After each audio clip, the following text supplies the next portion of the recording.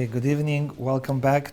This is our 7th class in the series of Laws of Shabbat. Today's class is dedicated for Refuah Shlema of Aviel ben Rina, Natan ben Angela, Angela bat Shura, El Israel ben Shura, Shura bat Frecho, Bechor ben Kisio, Keili Eden el Elena, Daniel ben Leah. Today we're going to cover a big topic, and that is bishul, cooking on Shabbat. And it will include preparation before Shabbat, using blech, using hot plate, and returning foods on the blech on Shabbat itself, as well as the proper way to prepare tea, whether or not you're allowed to add croutons to your soup, whether or not you're allowed to add salt, spices, or fresh greenery into your soup. Are you allowed to put salad onto your plate with your hot cholent or savo, and so on. So, first of all, there is a Torah prohibition called bishul or afiyah. Bishul means cooking, afiyah means baking. We're not allowed to cook or bake or any derivative of those melachot. Now, what is considered cooking on Shabbat? Cooking means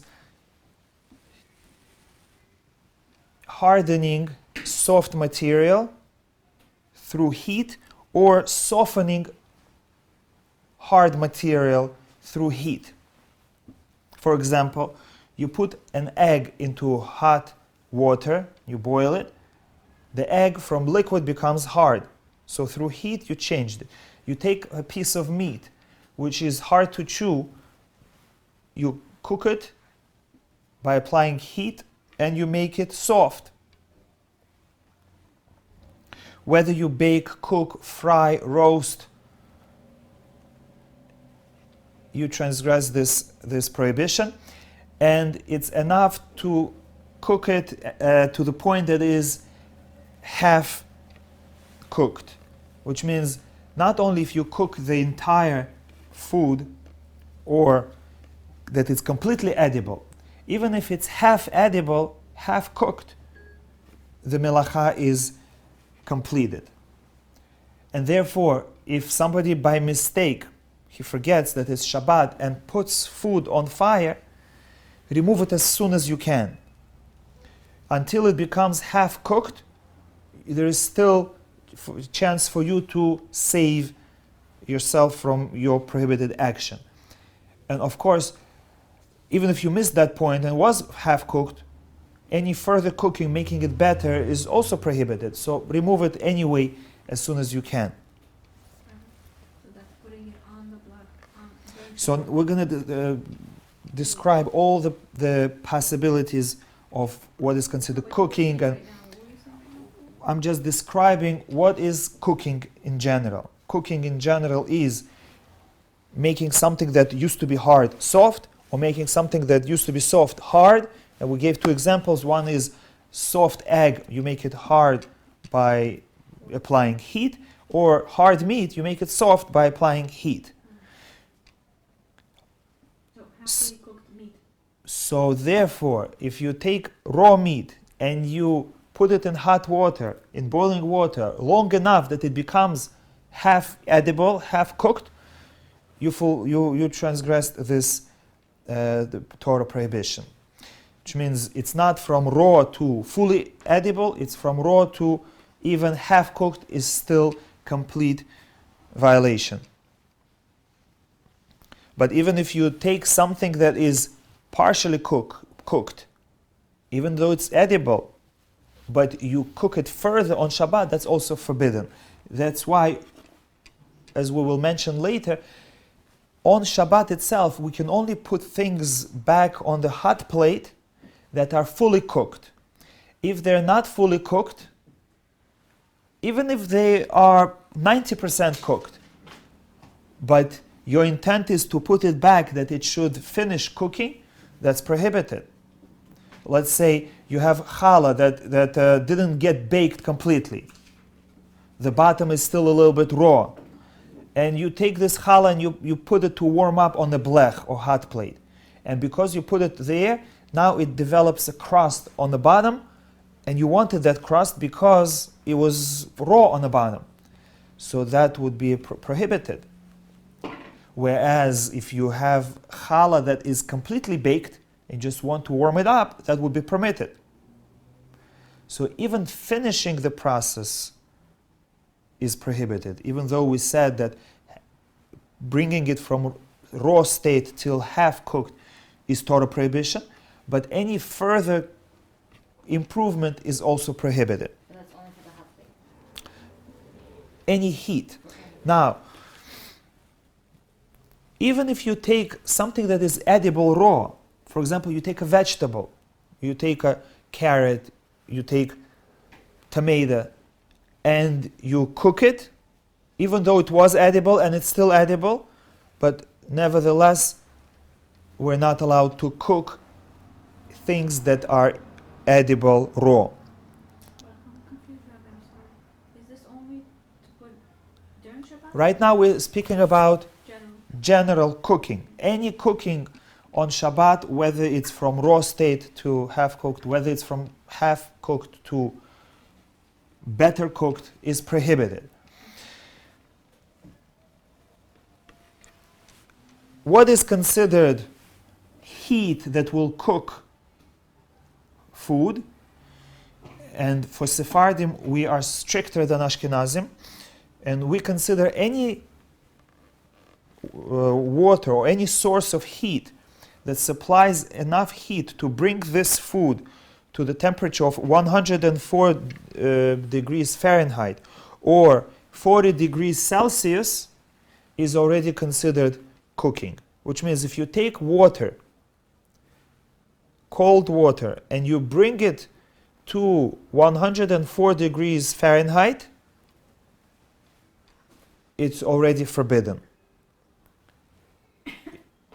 Now, to know what the temperature is, the standard jacuzzi temperature is 103. 102, 103, which means, and that's already hot, which means if a normal person, if he sticks his hand into water that is 104 degrees Fahrenheit, will feel uncomfortable and will withdraw their hand. And that's the definition of heat that is high enough to cook something. It might not cook meat, but it will cook foods that are easily cooked. And therefore, anything that is 104 degrees Fahrenheit or higher, we're not allowed to use that kind of heat to warm up our food. That means that, for example, I want to warm up water. I'm allowed to put cold water next to the source of heat. For example, I have my stove. I cannot put cold water on the stove. I cannot put it on the hot plate. I cannot put it on the blech. But I can put cold water next to the blech, as long as I can estimate that in that spot it will not reach 40 degrees Celsius or 104 degrees Fahrenheit. But if I know that if I leave this water there for a long time, it will reach that temperature, I cannot put it there. So you just test it, you put your hand there, and you feel, is the heat strong enough, high enough to reach that temperature or not? If it makes your hand, after keeping it there for some time, uncomfortably hot, don't put water or any raw food next to it.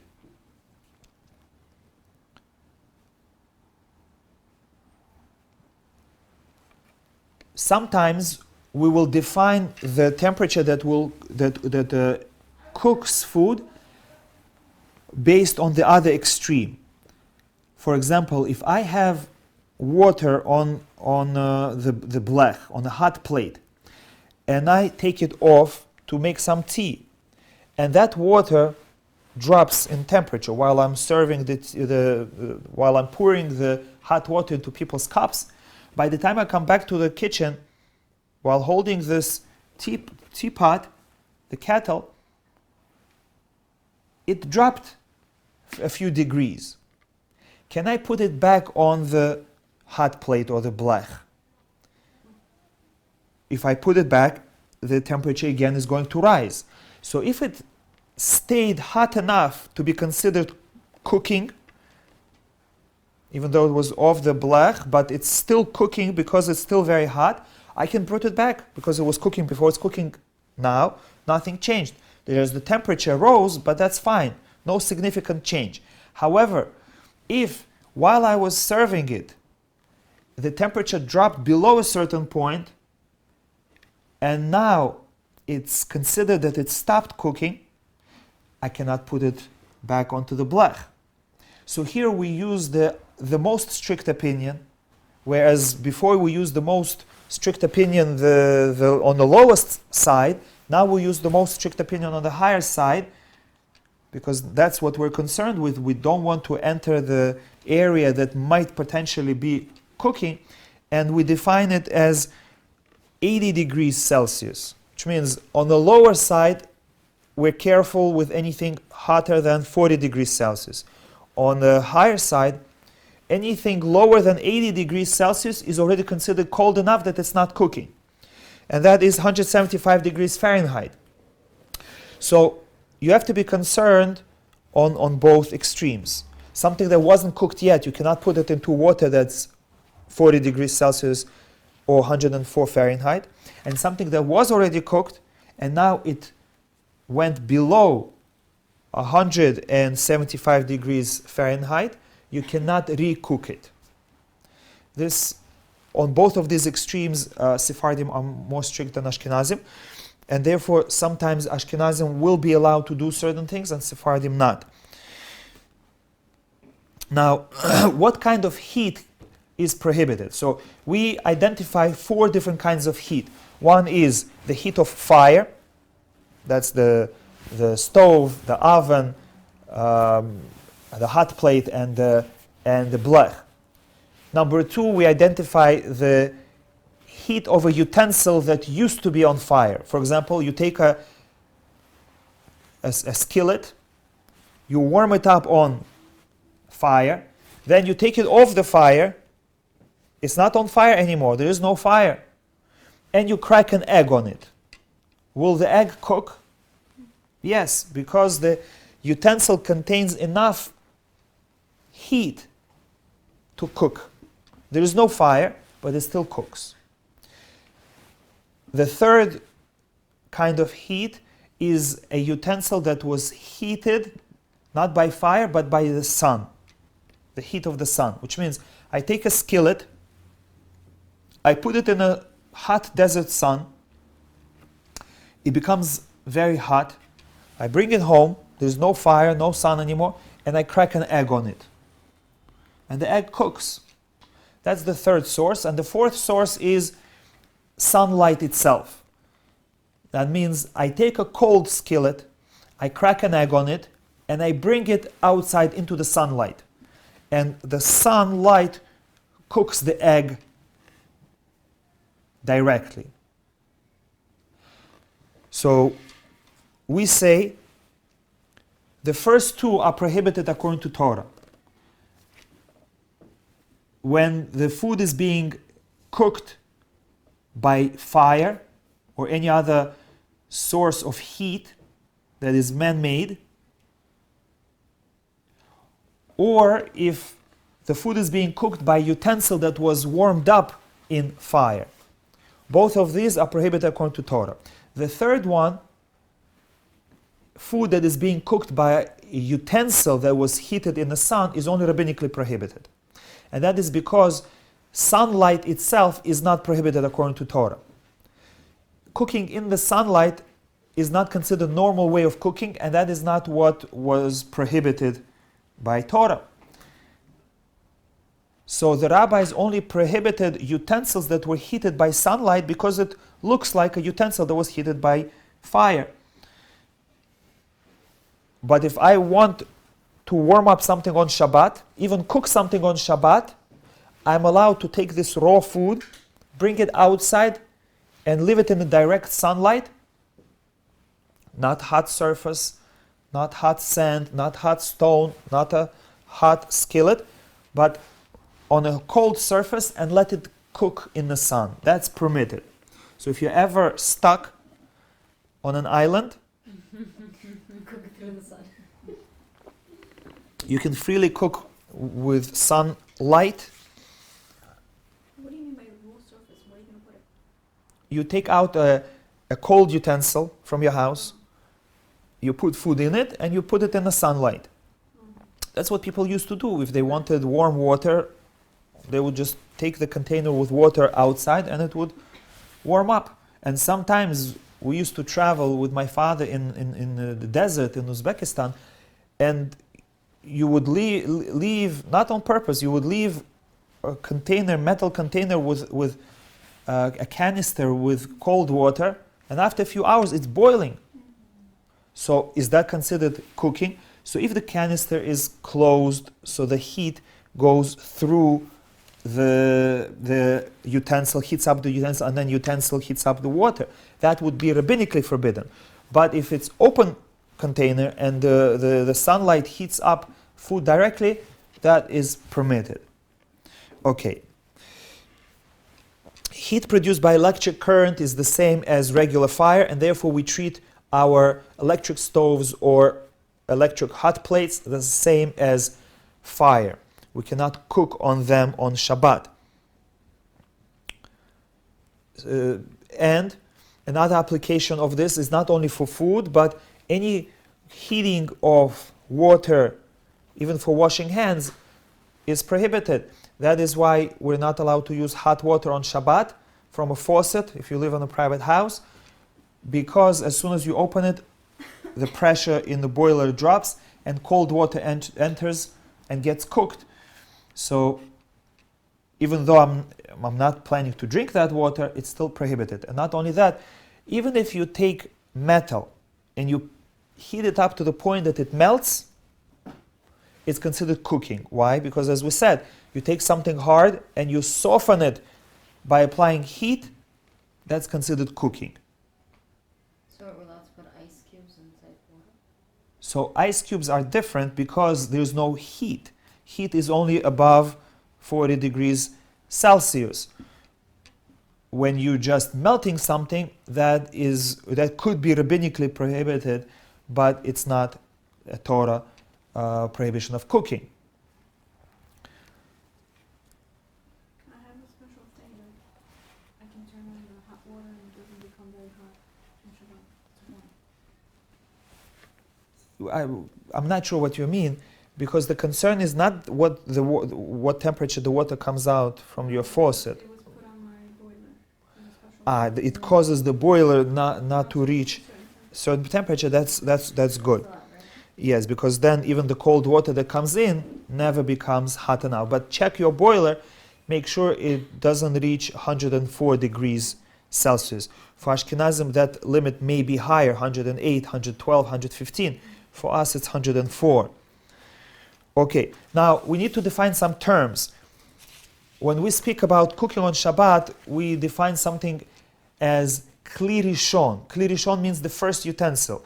It can either be the utensil that the food was cooked in and it is right now on fire, or it can be a utensil that the food was cooked in and now it's off the fire.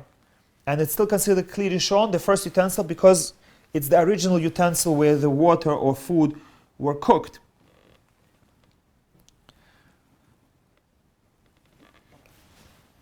A kli rishon, a utensil that is still hot from its original heat, is the most stringent, because since it was on fire itself, usually it has a lot of heat, and because it looks like cooking. For example, you take a pot, you remove it off the fire, because it was on fire, it absorbed a lot of heat itself, not only the food inside, but the pot itself, and it continues giving its heat into the food.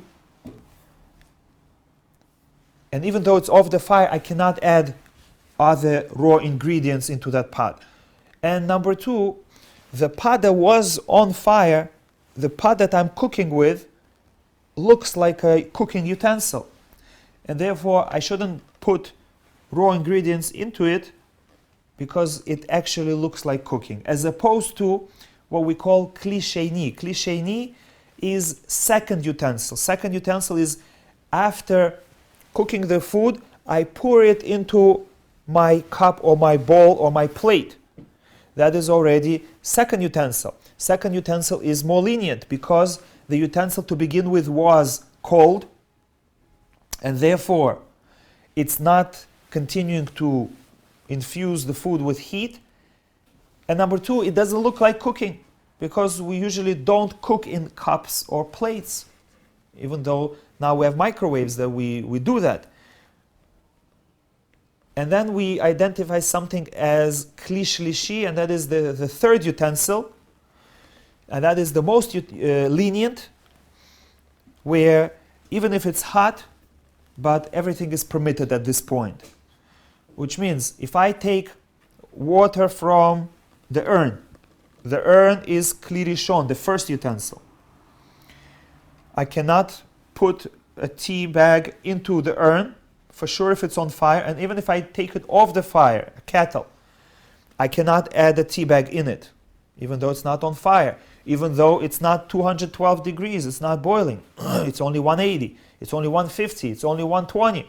I cannot put a tea bag into kli rishon, into first utensil, because that heat can still cook, and since it's the first utensil, it looks like I'm cooking.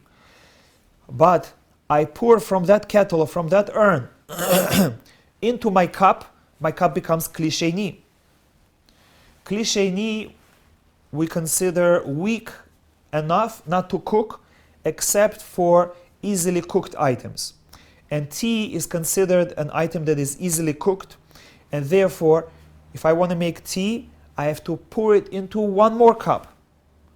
The second cup, which is considered the kli shlishi, the urn is the first utensil, the first cup is the second utensil, and the second cup is the third utensil. Once I create the third utensil, I can put anything I want in it. So the proper way to make tea on Shabbat is exactly that. You pour the first cup, you pour it into the second cup, and now with your second cup, which is kli shlishi, you can put the tea bag in. And if you want, you can put leaves in, not the tea bag, but even real leaves in. And if you want, you can even put a slice of lemon in. Or you can put some mint leaves in. That's fine. Why? Because we say kli shlishi does not cook anymore. That's a rabbinical prohibition, right? All these. Kli rishon, the utensil that's still on fire or is off fire, but it used to be on fire, is a Torah prohibition. As we said, that not only direct source of fire is prohibited, but even a utensil that was heated on fire is still prohibited according to Torah.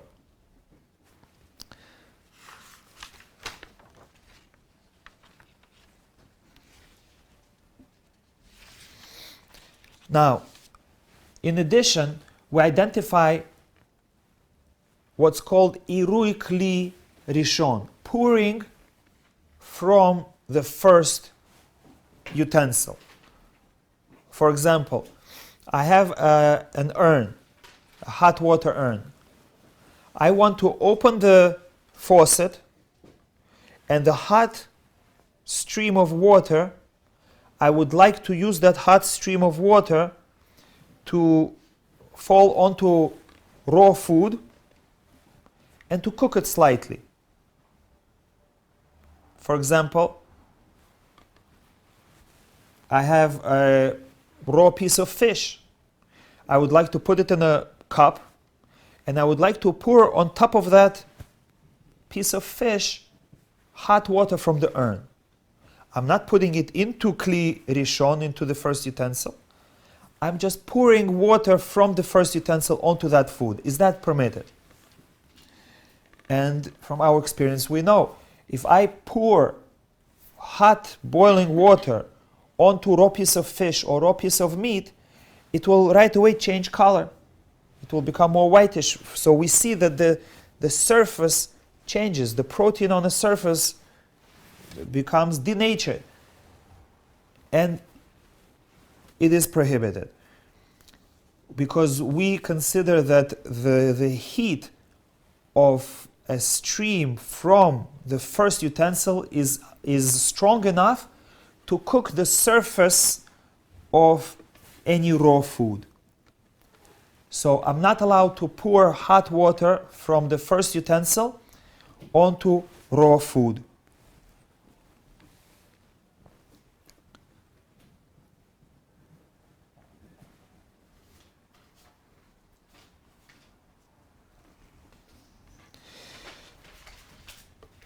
The next idea that we identify is what's called davar gush, and that means a solid piece of food.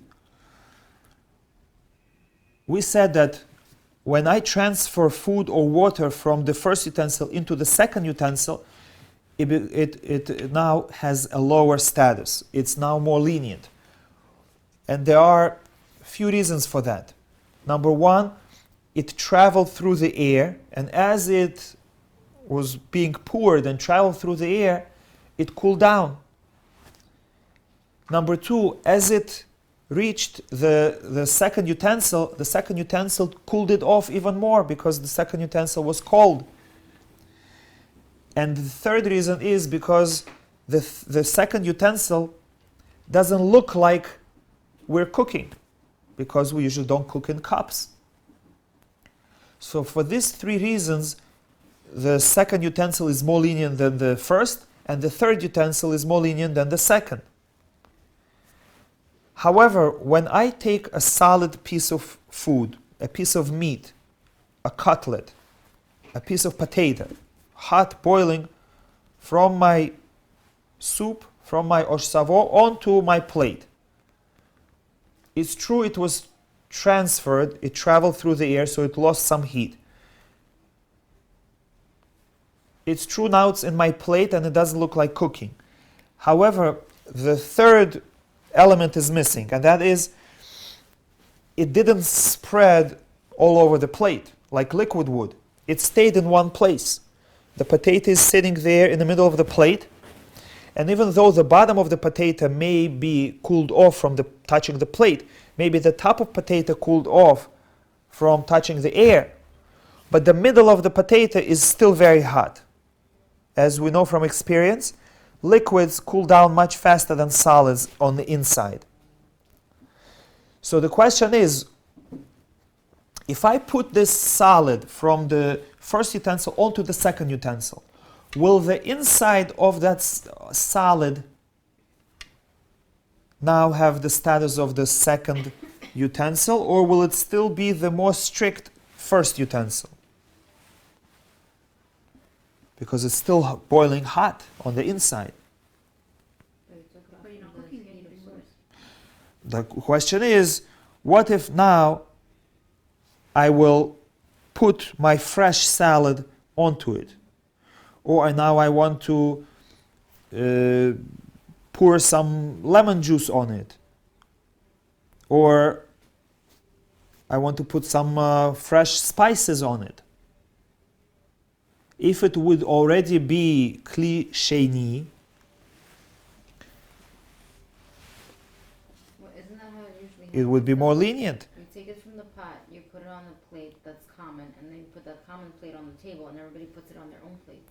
Isn't that the third? With liquids, what you're saying is true. If I'm pouring it into serving plate, and then I'm transferring into my personal plate, that's already kli shlishi, that's already a third utensil, then everything is permitted. But here, you took a solid potato, a solid piece of meat. As many times as I transfer it, on the inside, So cut it. didn't feel anything. So cut it. You cut it, So the outside becomes cooler, but the inside is still hot, inside of that piece. The question is, do we consider a solid same as liquid, and as long as you transfer it, that's fine, we don't care what happens on the inside? Or we say, no, since only two conditions were fulfilled, the third one not, we should be strict. So this is a disagreement between poskim. Some rule that a solid food always stays kli rishon, always stays the status of the first utensil, and therefore they don't allow to put salad or anything else next to it, because if it touches, the heat from the potato or from the meat will warm up and potentially cook the salad. And some poskim say, no, we're not concerned with that.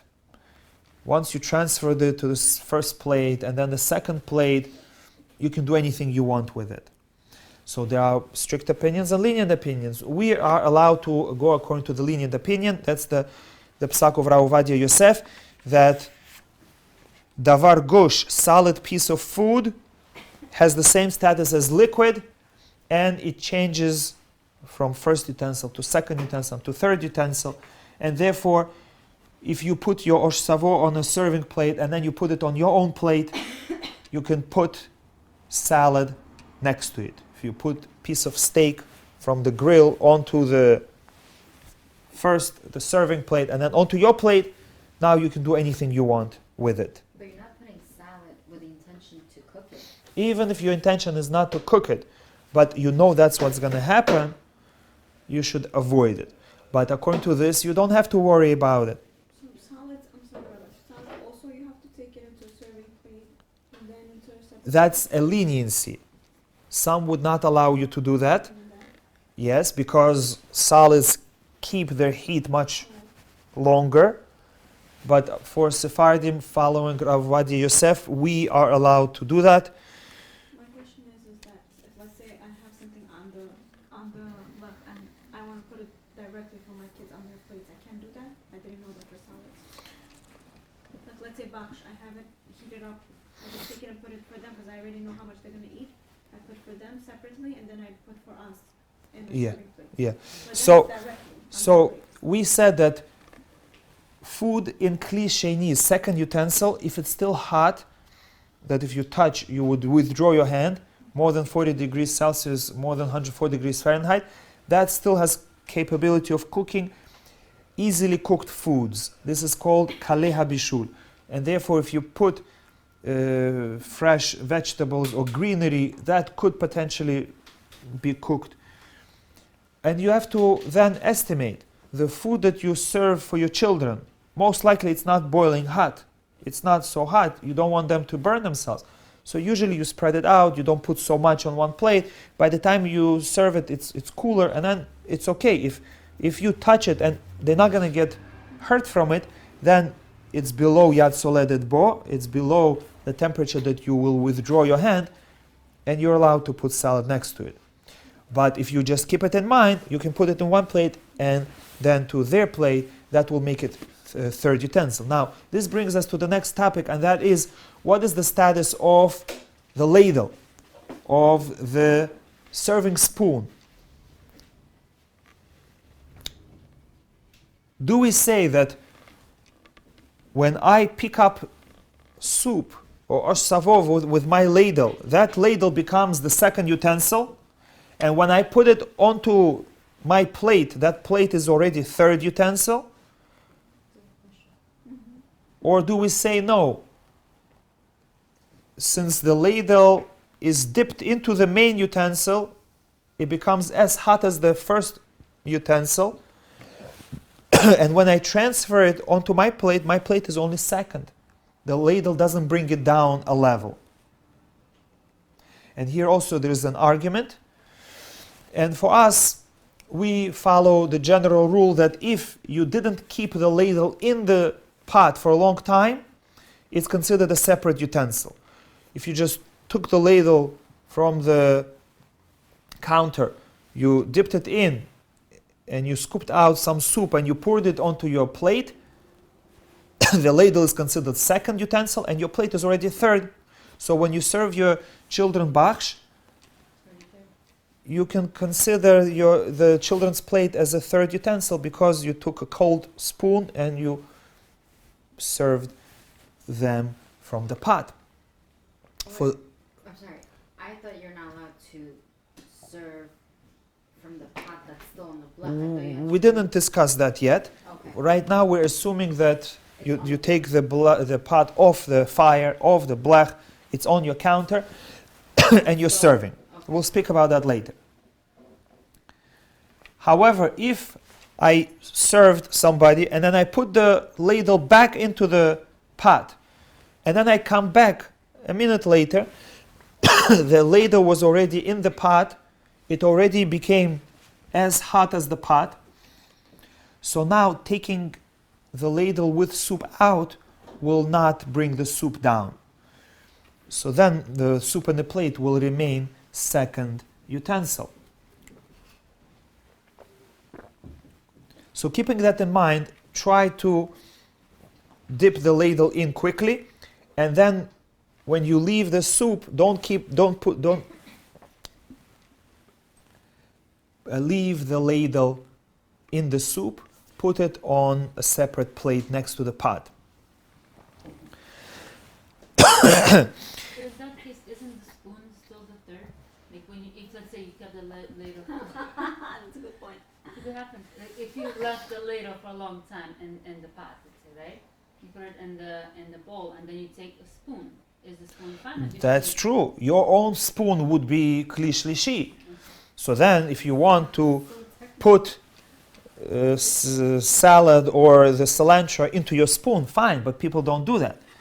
That's why we're not discussing it. But it's true. Okay. And the one more thing that we need to discuss is if I cooked something and then it cooled down, am I allowed to reheat it? This is called bishul achar bishul. Is there cooking after cooking? And here we differentiate between liquids and solids. Liquids, we say, you're not allowed to recook. Solids, we say, you are allowed to recook. What's the difference? And the difference is that when you warm up a solid, it can clearly be noticeable that it's a cooked solid. For example, you take a piece of meat, a raw piece of meat, and you cook it. When it cools down, it does not revert back to raw piece of meat. It stays cooked piece of meat, soft, cooked, delicious piece of meat. However, if I take water and I bring it to boil, and then I take that boiling water and I cool it down, can you visually tell a difference between boiled and cooled down water and plain sink water? No. As soon as you cool the liquid down, it goes back to its original state. While the liquid is boiling hot, I can use it to make tea, coffee. And when it's cold, it's the same as it was in the beginning. Therefore, we follow the strict opinion that liquid that cooled down cannot be reheated on Shabbat, but solid food that was fully cooked before Shabbat can be reheated on Shabbat. So we say, Ein bishul achar bishul. There is no cooking after cooking for solids, but there is bishul achar bishul for liquids. What if a solid food has some liquid in it, but the main purpose is the solid? So there is an argument. What if you have a mixture of solid and liquid? Are you allowed to reheat it? Do we go after the solid or after the liquid? So there are different opinions. The more lenient opinion is that we go after majority.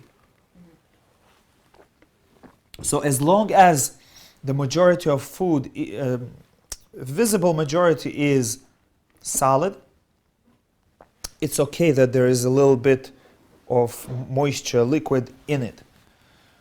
The more strict opinion says it's okay if there is moisture, but if there is liquid floating On the bottom, you should spill it out.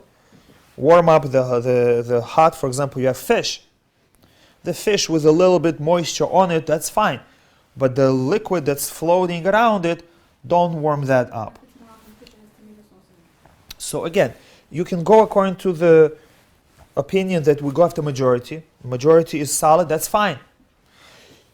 If it has liquid in it, that's okay, according to the most strict opinion, as long as you don't see the liquid floating around, like the Bukharian fish with garlic water. So don't warm up that garlic water on Shabbat. Take out the pieces of fish, warm them up separately. That's preferable. So if you have osh savo and you make it a little bit more on the liquid side, but still if majority is solid, you can follow the lenient opinion and reheat it on the blech.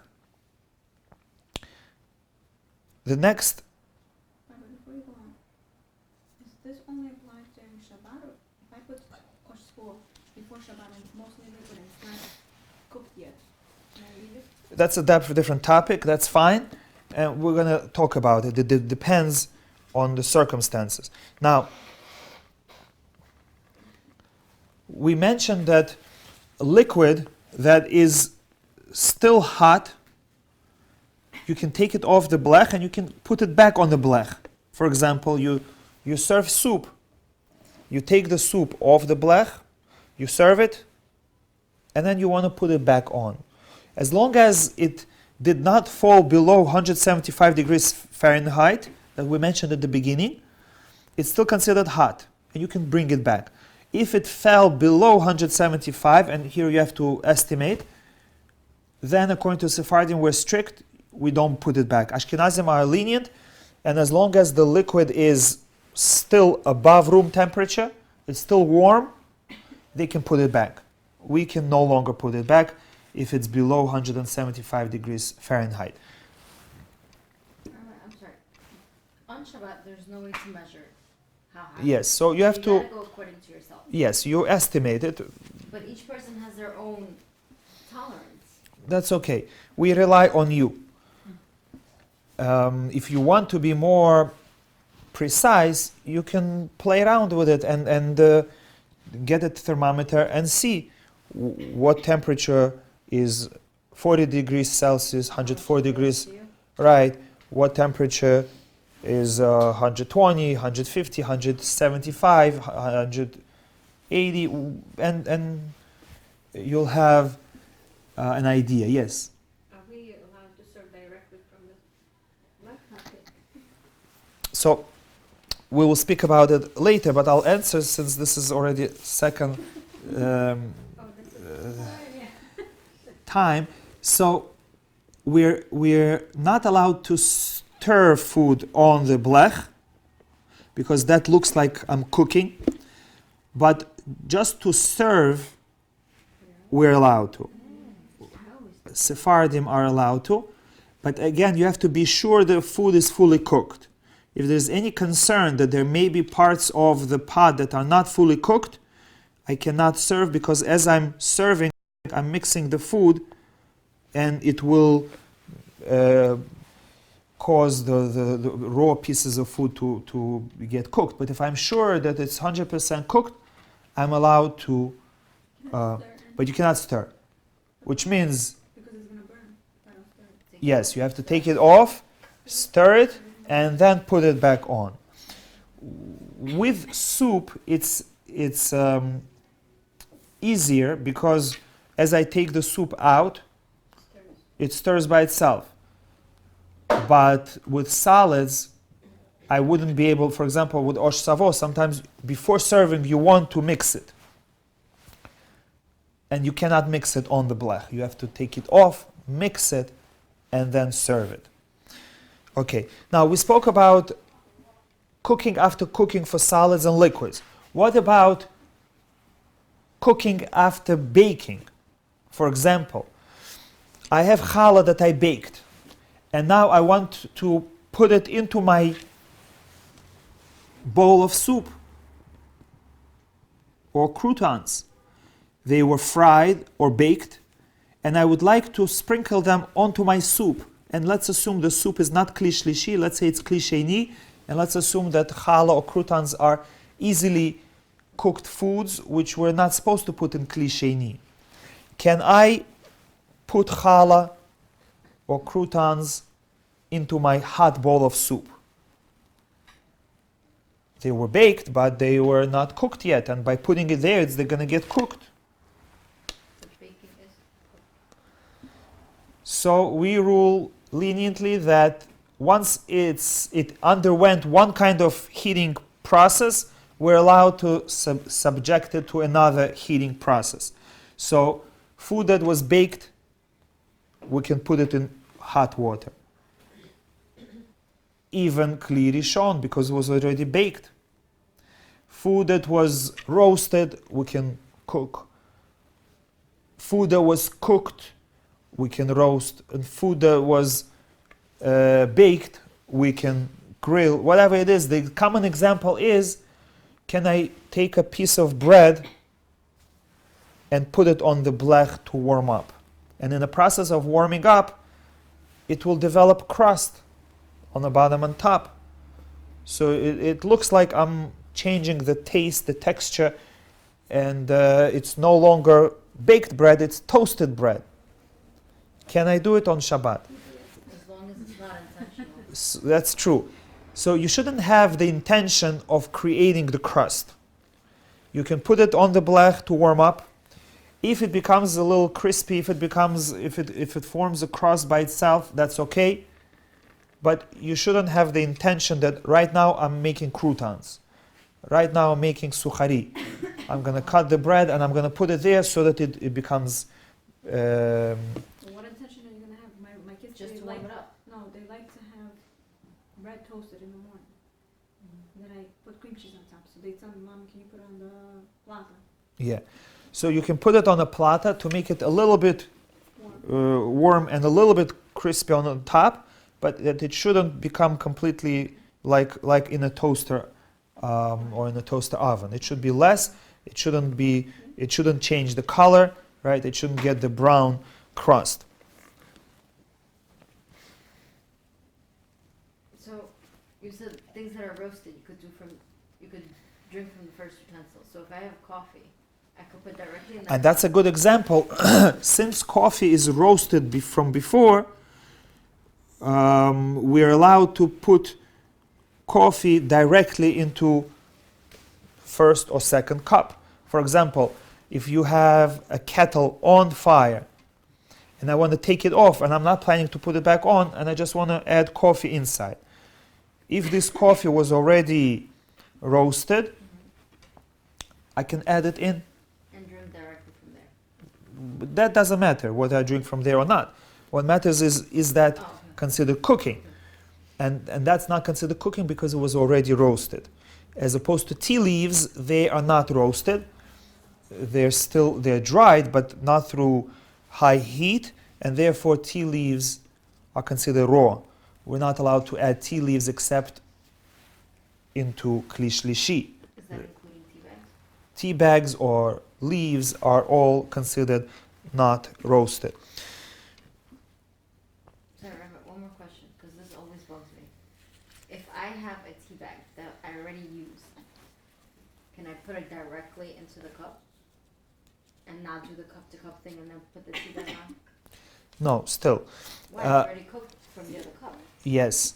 We consider thing cooked only to the level that it was cooked. Which means if you cooked something in kli shlishi, it's only cooked to the level of kli shlishi. Now when you put it into kli sheni, it's going to now become cooked more. For example, if before Shabbat I poured hot water onto my piece of meat, and so the surface of it changed color, became cooked. Can I say now this piece of meat is cooked? I'm going to now put it into the first utensil. No, because even though the surface is cooked, but inside it's not cooked.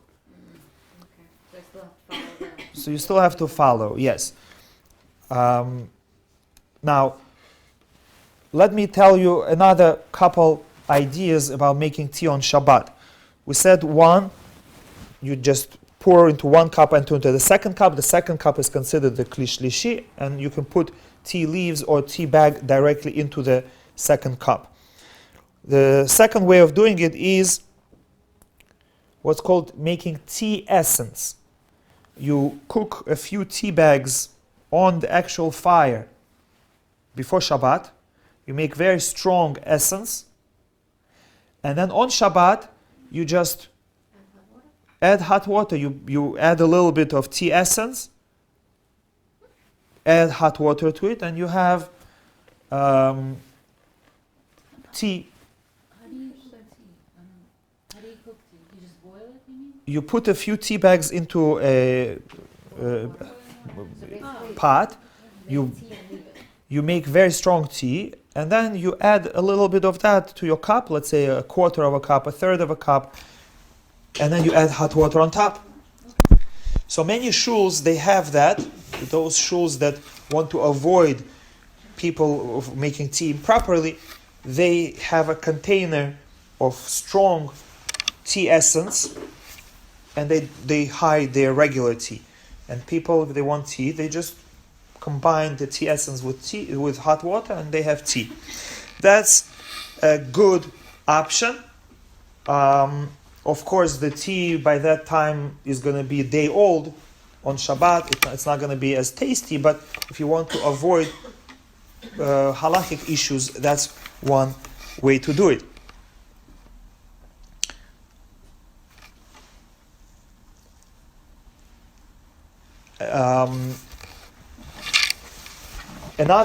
Another question that arises is, what if I made tea for myself in kli shlishi?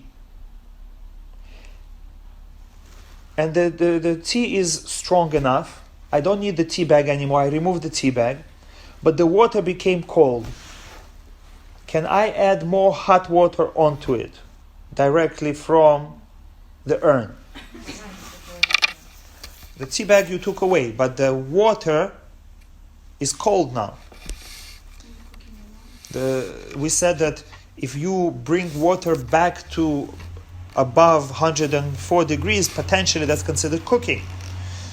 So if I have a little bit of cold water and I pour from the urn into my cup directly, Isn't that the same thing as the tea essence that you just talked about? yes. Yes. Oh, but you're doing it the other way around, though.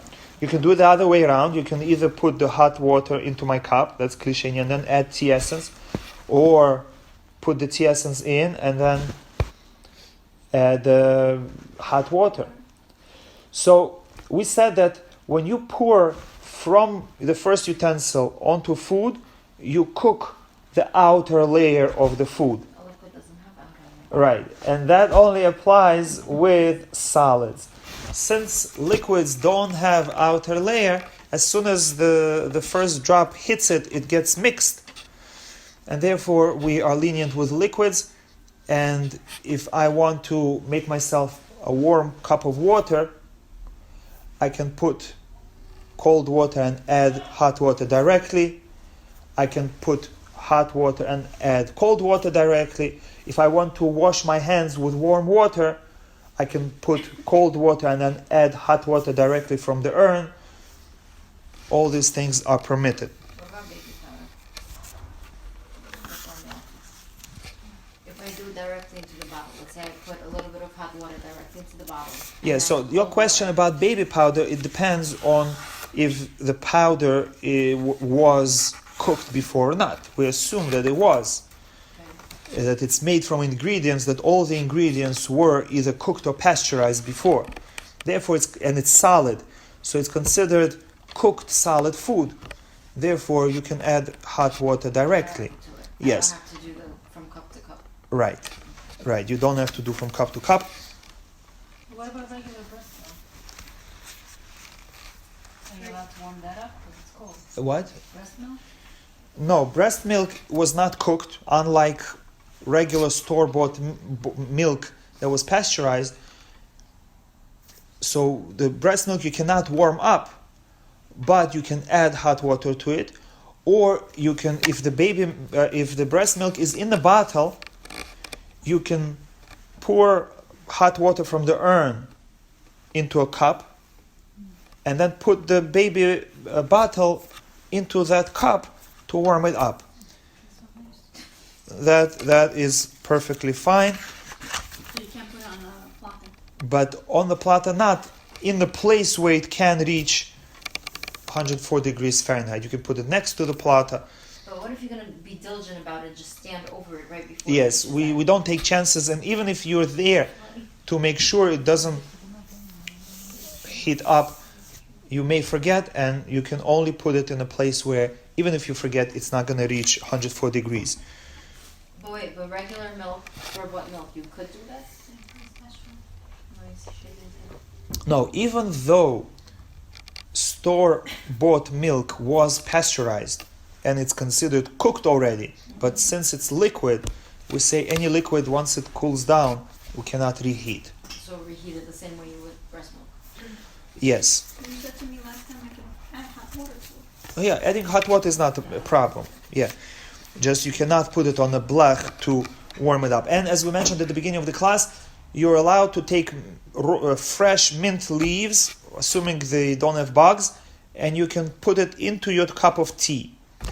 Even if your cup of tea was in a kli sheni. Or you can add your slice of lemon. This is a special halacha, even though we say kaleha bishur, easily cooked foods cannot be added into the second cup, the kli sheni. But things that your intent is not that they should get cooked, but rather that they should give taste to your food. You're not cooking them, you're just adding their taste. That is permitted. So again, if you have a cup of tea, I can add mint leaves to it, or add a slice of lemon to it. Okay, now we will quickly go on to using the blech before Shabbat. And that is going to answer your question, putting food on the blech before Shabbat.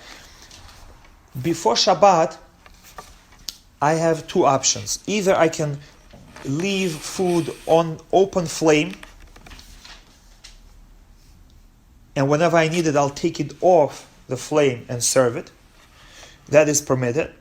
Or I can leave food on the blech. Now, there is a significant difference between leaving food on open flame and the blech. If I leave food on the open flame before Shabbat, that food must be either raw or completely cooked. What do you mean by open flame without a blech? Without a blech. When you say before Shabbat. Let's say before Shabbat, I don't have a blech, or my blech is too small, I need more pots to be heated up. Can I put pots on the open flame? And the answer is you can if the food in it is raw or it's already edible. And the reason is, since it's on the open flame, you might forget on Shabbat and might raise the flame. When that will happen, if you see it's getting close to the meal time, the guests are about to come, men are about to come from the synagogue, and the food is not yet cooked, you might be tempted to raise the flame. And since there is no blech, there's nothing to remind you. And therefore, you're not allowed to put food on the open flame before Shabbat, to stay over Shabbat, unless it's edible already, so you're not going to be worried about it, or if it's completely raw. Why? Because if it has raw meat inside, it shows your intent that I'm not planning to serve it for tonight, it's for tomorrow, it's Osh Savo for the day, and it's going to cook. I'm not worried, and I'm not going to raise the flame. That is rarely used, because we try to play it safe and use the blech. But if you need to, you can use that. For example, if I need an extra space and my blech doesn't have enough space, I can choose food items that either I don't need for tonight or that are fully cooked, and I can leave them on open flame. As I take it off open flame, I'm careful to lift it slowly, not to turn off the fire, not to disturb the flame. And I'm allowed to do it. For example, I can leave a pot of hot water because it's already boiling. I can leave it there. Whenever I need, I'll take it off and I'll make tea with it. I can leave osh savo on it because it's for the next day. Or I can leave anything that is fully cooked. However, if you use blech, there are no restrictions. If you use blech, you can put raw, you can put half-cooked, you can put fully cooked, anything you want. Why? Because even if I'm worried that the food is not going to get cooked, when I come to it to raise the flame, I'll see there is blech, and I'm going to be reminded it's Shabbat and I'm not going to do it. And therefore it's also recommended to remove the knobs from the oven, from the stove, not to forget and to raise the flame. Or some blechs, they come with a cover for the front to cover the knobs as well. And for safety, if you have little children, it's also recommended to remove the knobs because sometimes they play with them and accidentally they may raise the flame or turn the fire off. So both for halacha and for safety, it's better to remove the knobs before Shabbat. So any food that I left on the blech before Shabbat, as long as it's fully cooked, I can take it off, I can serve it, and then I can put it back on the blech. And here we have a difference between solid and liquid. If it's solid, whether it's cold, hot, whether it was on the blech, whether it was in the refrigerator, never on the blech, I can put it back on the blech if it's fully cooked. With liquids, we're strict. With liquids, it has to be fully cooked and it has to stay hot. And I have to have intention that I'm not removing it forever. I'm still going to put it back. For example, I have hot water. I want to take it off the blech. I want to take out a few scoops, make tea with it, and I want to put it back. Or I want to serve soup and I want to put the soup back. I'm allowed to do it as long as my intention is still, as I'm removing it, to put it back, and it did not go below 175 degrees Fahrenheit. Last time you said that if we put the soup on the blech and I know it's going to turn off, it's on the timer, I can leave the soup overnight and I know it's going to turn on in the morning and it's going to reheat itself. It's allowed? If you're not putting it back, then that's fine. Or if you put it back before the fire turned on, Right. that's what you mean. Right. I'm putting it back. My timer turned off. My plata is cold. I'm putting the soup back on the plata. It's gonna stay there, and it's gonna turn on. Let's say 10 o'clock in the morning. Mm-hmm. It's gonna reheat it. It's fine. Let me review that halacha, since it's not so often used. I don't want to rely on my memory. I would like to review that. Now, we spoke about the blech. What about hot plate? So, halachically, for Sephardim, hot plate is the same as the blech.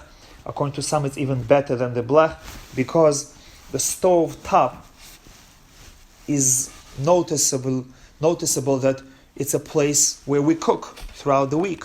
Whereas a hot plate, everybody knows this is not where you cook, it's just where you keep your food warm. So for Sephardim, hot plate is even better than the blech. But only a hot plate that doesn't have a knob, because if a hot plate has a knob, it has the same issue that you might forget and you might raise the heat. So either you remove the knob or you cover it with aluminum foil or tape to remind you not to adjust it. What if you turn in such a way that it faces the wall and it's harder to reach? That's also good. Any kind of reminder that you create. Okay. One more topic for today, quickly, that is called hatmana. Hatmana means insulating.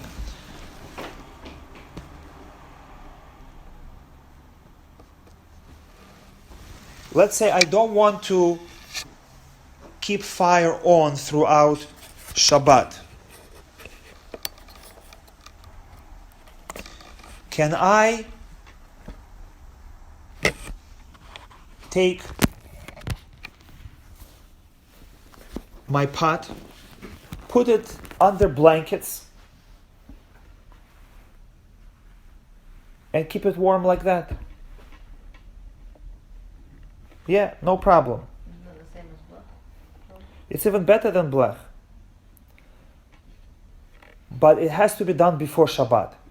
What if on Shabbat the fire went out? So I want to preserve the heat, and I want to quickly take the pot from the blech, put it on a table and wrap it with towels. I'm not allowed to do it. On Shabbat we cannot do insulation. That's only for blech or for hot plate also? Anything, Oh man. even off blech. We're talking about it's off the blech, it's on your table. No, not on the table. Oh, okay, so what I do is, just tell me yes or no. I put bread and I covered it with a towel. I put bread on the hot plate and covered with a towel. On the hot plate? Yeah. Yeah, so it's better not to do that. It's better not to insulate, Then it gets especially on a hot plate or especially on the pot. It gets too crusty, like on the bottom, let's say, but not on the top. And sometimes I forget to flip it. I forget to, so that's why I covered with a towel and just does its own thing, like a convection oven. Yeah, so it's what you. Let's just go through it and let's see if your questions are going to be answered. Insulating food before Shabbat is permitted if it's not on a source of fire. But if it is on a source of fire, then even before Shabbat, it's prohibited.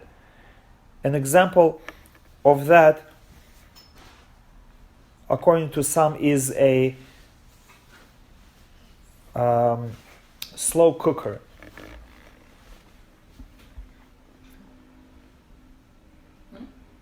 You know what a slow cooker is? Yeah, I don't understand how you use it as insulation. The way it works is that it has a heating element and the walls go all around the pot. So it looks like it's heating it up on the inside and it's insulating it from all sides to preserve the heat. According to some opinions, this is insulation with the source of heat inside, and that is forbidden on Shabbat. Even if it's on? If it's on. And therefore, some people say that you should not use a crock pot on Shabbat unless you do something. What should you do? For Sephardim, it's not absolutely required, but it is recommended. Either to put little balls of aluminum foil, you make 3-4 balls from aluminum foil, you put it under your pot to raise the pot a little bit so that it's not snugly covered by the walls, or to line it with aluminum foil and let the aluminum foil rise a little bit above the walls. This will show that there is some kind of separation between the crock pot and the inner pot that you're cooking in. An interesting question is, can I take a teapot and cover it with a special pillowcase on the teapot? Oh. The hard way. Yes. No. Seemingly, it's insulating on Shabbat. So one more rule about insulation is that it's only prohibited for kli rishon, the utensil in which the food was actually warmed up or cooked in. Once you transfer the food or drink into another utensil, you can insulate it. So since the teapot is usually kli sheni, we pour it from the urn into the teapot, and then we bring it to the table, you can cover it. Similarly, am I allowed to use a thermos on Shabbat? Because thermos insulates the food. It's allowed. So it's allowed because it's considered a second utensil, right? It's kli sheni, and therefore thermos is permitted. I'm just so confused right now with the crock pot. Yes, The crock pot, if I turn it on before Shabbat, I'm putting my you turn it on before Shabbat, it's fine. We're just mentioning that there are opinions that say that it is problematic for a different reason because of insulation. And therefore they advise to either put aluminum foil and let it stick out a little bit. This way it's going to be clear separation from the insulation and your pot, or put little balls of aluminum foil under the pot to raise it a drop so that it shouldn't be completely covered by the outer walls. Oh, you mean the inside I should elevate with the balls? Yes. Yes, the inside you elevate with the balls. Yes. Yes. Now, another rule for insulation is it's only considered insulation if it covers the entire pot. For example, if I know that usually my pot on the top gets cold, let's say the heat is not strong enough, it's permitted to put towel directly on top. Since the insulation is only covering the top, not the sides, that's okay.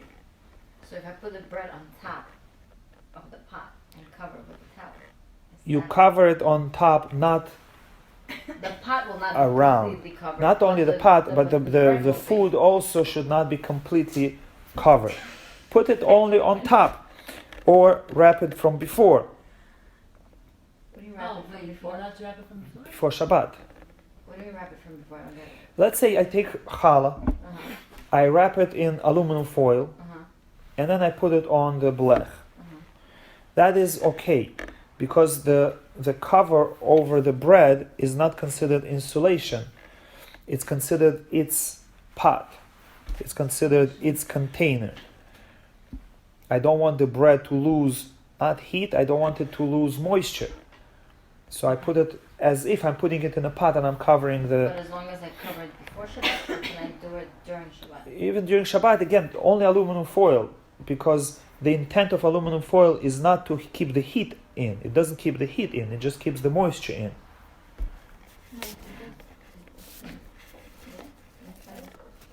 I'll try it. Okay, and what about insulating your iced tea? Insulating cold food, that it shouldn't lose its cool. Why not? It's not a heat of source of heat. Right, so even though we're not allowed to insulate on Shabbat, but that's only to preserve the heat. The concern is that if I see my food is getting cold, I might forget that it's Shabbat and I might warm it up. And there is no such concern with cold. So, cold food I am allowed to insulate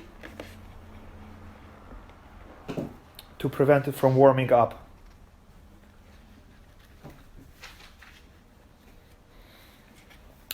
One idea for covering your pot or other things is not to let the towel or whatever material you're using to touch the walls of the pot or the food. Just like the idea of the crock pot, by distancing the pot from the insulating material. So for example, if I have a pot and I would like to cover it with a towel, what do? I take a large cover, I put it on top of the pot, and then I put the towel over that cover.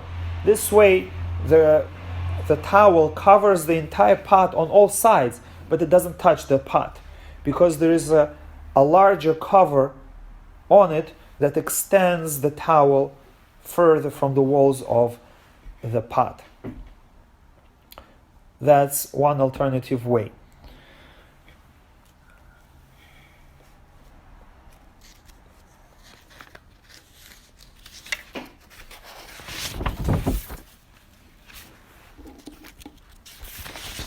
Now, just one more idea.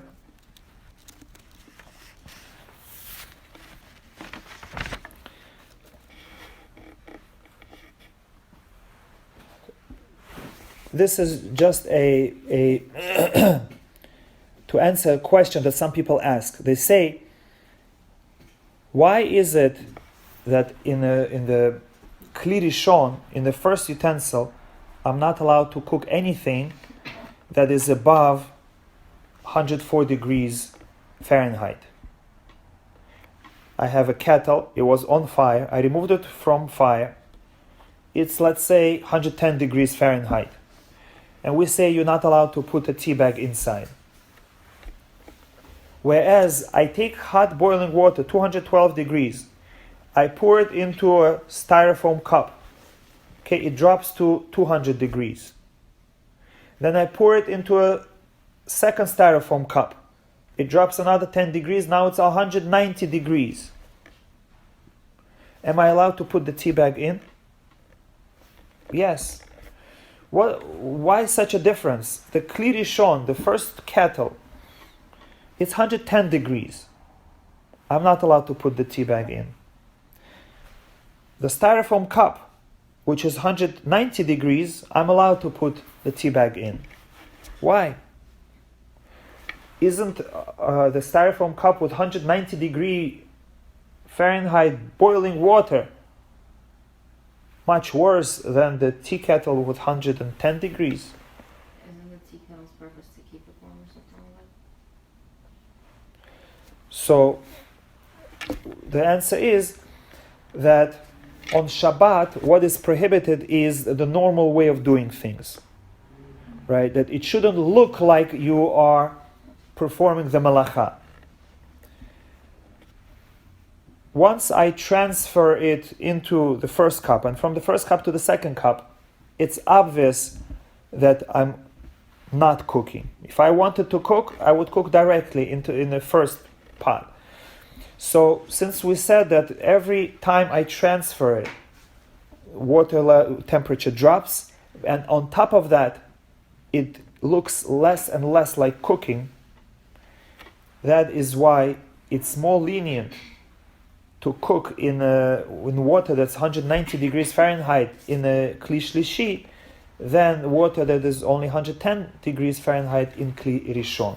That's just to keep in mind. This is only specifically about Shabbat, because on Shabbat, what is prohibited according to Torah is your intent, right? You can be doing the same action with intent, it's prohibited according to Torah. Without intent, it could be either prohibited rabbinically or it could be permitted completely. So this is an example where we said that one interesting thing is that I can cook on Shabbat with sunlight. I'm cooking, but since it's not the normal way, it's permitted. And also I have 190 degree water. I put my tea there and it really cooks. All the flavor, all the color comes out. It's still permitted because that's not the normal way people cook and we don't consider it cooking. If you have any questions, you're welcome to ask at this point.